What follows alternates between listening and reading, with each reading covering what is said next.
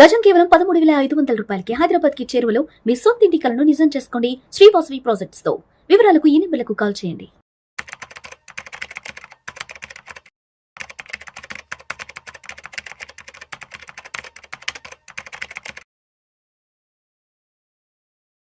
రామచంద్రమూర్తి గారు నమస్తే సార్. నమస్తే విష్ణు గారు.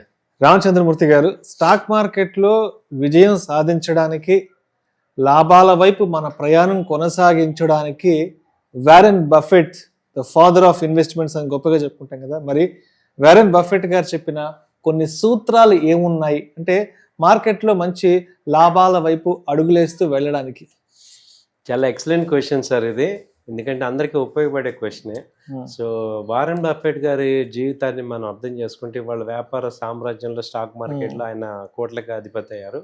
అయితే ఆయన స్టార్టింగ్ నుంచి చూస్తే ఆయన బెంజమిన్ గ్రాహం అనే ఆయన పుస్తకాన్ని ఫాలో అయ్యారు. ఆయన యొక్క ఫిలాసఫీతో ఈయన ఎక్కువ మెర్జ్ అయ్యారు. బెంజమిన్ గ్రాహం ఆ బుక్ ఉంది, ఆయన రాసింది. సో అది కూడా అందరూ కూడా చదవాల్సిన పుస్తకం అన్నమాట. సో వారెన్ బఫెట్ గారు వేరే ఒక పుస్తకం ఫాలో అయ్యారు, బెంజమిన్ గ్రాహం అనే ఆయన. ఆయన స్టాక్ మార్కెట్ యొక్క బుక్ పేరు అదే, స్టాక్ మార్కెట్ లో ఎలా ఇన్వెస్ట్ చేయాలి ఏంటి అనేది. సో ద ఇంటెలిజెంట్ ఇన్వెస్టర్ ఆ పుస్తకం పేరు. The intelligent investor. ఆ పుస్తకాన్ని ఫాలో అయ్యారు. అదే ఆయన చెప్పిన ఫిలాసఫీని మనం ఇవాళ రూల్స్ లో చూసుకుంటే చాలా బోరింగ్ ఉంటది, అస్సలు నచ్చదు. కానీ ఇప్పుడున్న జనరేషన్ అస్సలు నచ్చదు, కానీ అదే నిజం. కానీ అదే ఫాలో అదే నిజం. ఆయన చెప్పేది ఏంటంటే, ఇప్పుడు స్టాక్ మార్కెట్లో సంపాదించాలంటే కనీసం ఒక 20 ఏళ్ళు ఉండాలి. 20 ఇయర్స్ ఉంటాను అనుకున్న వాళ్ళు మాత్రమే, అంటే ఒక 20 ఇయర్స్ స్పాన్ పెట్టుకోవాలి. బికమ్ రిచ్ స్లోలీ అన్నారు ఆయన. అంటే మీరు ఈ విషయం చెప్తుంటే నాకు ఒక సామెత గుర్తొస్తుంది. మన పెద్దవాళ్ళు చెప్తుంటారు, మన శరీరానికి మంచిని చేకూర్చి ఏ ఔషధం అయినా చేదుగానే ఉంటుంది. కరెక్ట్ చెప్పారు, అంతే కదా. అంతే. సో ఇప్పుడు ఆయన చెప్పింది ఏంటి, బికమ్ రిచ్ స్లోలీ అన్నారు. మనం ఏమైపోయాం, ఇవాళ సాయంత్రానికి 1 లక్ష రూపాయలు రావాలి, ఇవాళ ఒక గంటలో instant money, easy money, instant money రావాలని మనం పెట్టుకుంటాం. కానీ యాక్చువల్గా ఆయన ఇవాళ 95, ఆయన యాక్చువల్ సక్సెస్ 60 ఏళ్ళకి వచ్చిందనమాట. ఆయన 15 నుంచి స్టార్ట్ చేస్తే ఆయన 40 ఇయర్స్కి అసలు సక్సెస్ చూశారు. సో ఆ 20 ఇయర్స్ ఏమవుతుందంటే, ఆ జర్నీలో ముందు మిస్టేక్స్ అన్ని జరిగి మంచి చేయడం అంతా తెలుసుకొని ఒక 20 ఇయర్స్ స్టాండింగ్ ఇక్కడ మార్కెట్లో ఉంటే గానీ మనకి దీని మీద ఒక గ్రిప్ రాదు. సో ఇవాళ జనరేషన్ అందరం కూడా ఏమంటున్నాం, పొద్దున బై చేసేసి సాయంత్రం కల్లా మనీ వచ్చేయాలనుకున్నాం. సో దానికి అంత తేడా ఉంది. ఫస్ట్ పాయింట్ ఏంటంటే, లాంగ్ టర్మ్ ఆలోచనలు ఎవరైతే ఆలోచిస్తారో వాళ్ళే దీనిలో గెలుస్తారు. షార్ట్ టర్మ్ ఆలోచనలు టెంపరీగా ఎంజాయ్మెంట్ వస్తుంది కానీ డబ్బులు అయితే రావు. సో సెకండ్ ఇంపార్టెంట్ పాయింట్ ఏంటంటే, కంపెనీని మనం స్టాక్స్ని ఒక కంపెనీ లాగా చూడమంటారు. అంటే ఇప్పుడు ఒక కంపెనీ నేను రేట్ చూస్తాం మనందరం. ఇప్పుడు సపోజ్ ఒక ఎగ్జాంపుల్ చెప్పాలంటే, ఇప్పుడు ఇన్ఫోసిస్ ఉంది, ఇది ఎంత ఉంది, ఇప్పుడు 1600 ఉంది. వాళ్ళు పెరిగిందా తగ్గిందా, ఎంత పెరిగిందా ఎంత తగ్గింది అన్ని చూస్తున్నాం. ఎప్పుడైతే రేట్ చూస్తున్నామో దాన్ని ట్రేడబిలిటీ కింద చూస్తాం. కానీ ఆయన చెప్పేది ఏంటి, ఆ కంపెనీ బిజినెస్ని చూడమంటారు.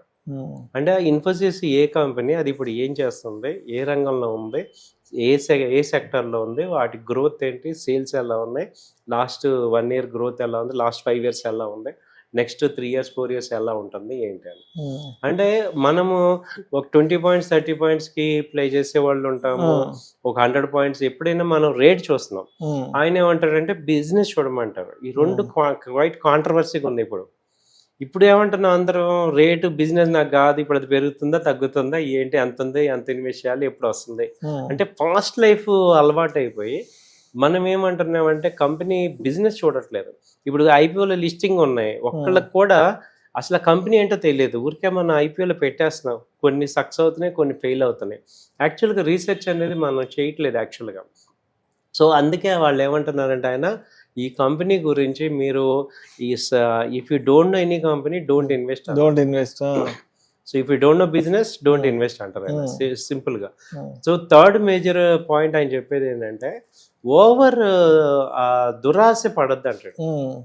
ఇప్పుడు ఆశ ఎంత పడాలి, ఇప్పుడు ఈ స్టేట్మెంట్ బాగుంది కానీ యాక్చువల్గా గ్రీడ్ ఉండకూడదు అంటారు. కానీ అసలు ఏది రిలయబుల్, ఎంత ఎక్స్పెక్ట్ చేయొచ్చు, ఇప్పుడు గ్రీడ్ అంటానికి ఎంత మనం ఎక్స్పెక్ట్ చేస్తే గ్రీడ్ అంటే ఎంత వరకు వెళ్తే అది గ్రీడ్ గా మనం దానికి ప్రామాణికంగా కన్సిడర్ చేస్తాం, అది లేదు అనమాట. కానీ యాక్చువల్ గా ఏంటి, ఫండమెంటల్ అనాలిసిస్ లో దానికి ఉంది.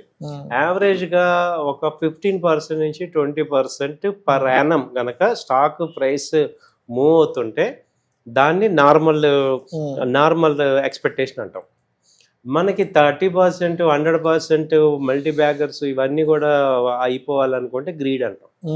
అంటే ఒక 15 నుంచి 20% కనుక ప్రైస్ మూవ్మెంట్ జరుగుతుంటే దాన్ని నార్మల్ ఎక్స్పెక్టేషన్ కింద తీసుకోవాలి. ఇండియన్ మార్కెట్ లో చూసుకుంటే, ఇండియన్ కాదు వరల్డ్ మార్కెట్ లో ఏ కంపెనీ అయినా కానీ క్వార్టర్లీ రిజల్ట్ కానీ మనకి యాన్యువల్ రిటర్న్స్ 15% ఇస్తుంటే అది ఒక మంచి డీసెంట్ కంపెనీ హోల్డ్ చేసుకోవచ్చు.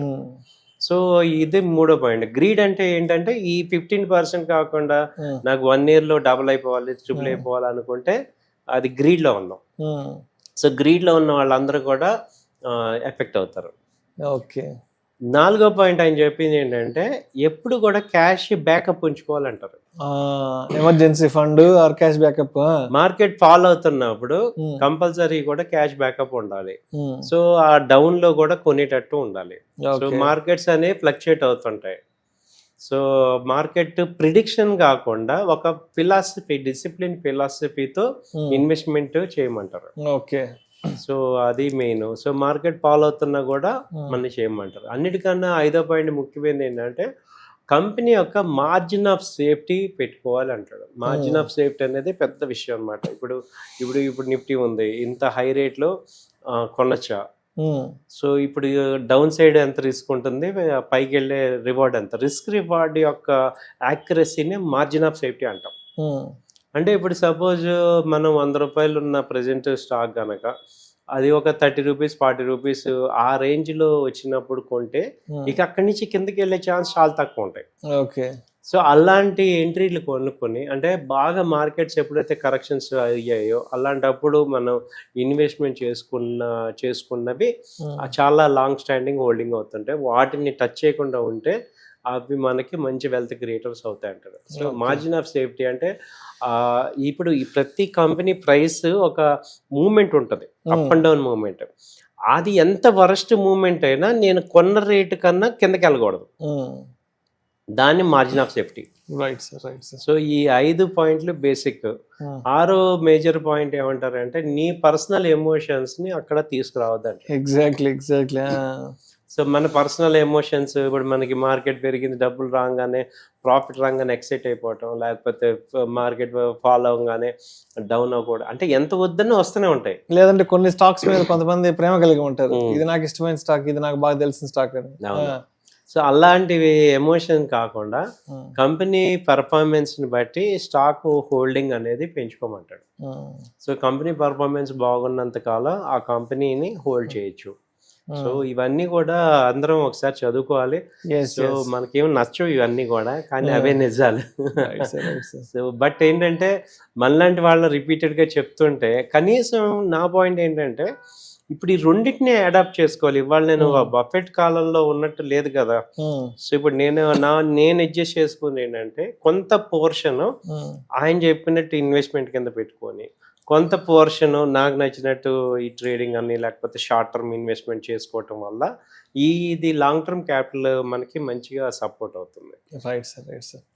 Thank you sir, thank you so much Ramachandramurthy గారు. స్టాక్ మార్కెట్లో విజయం సాధించడానికి, లాభాల వైపు ప్రయాణం కొనసాగించడానికి తప్పనిసరిగా ఎటువంటి సూత్రాలను, ఎటువంటి స్ట్రాటజీస్ను ఫాలో అవ్వాలి.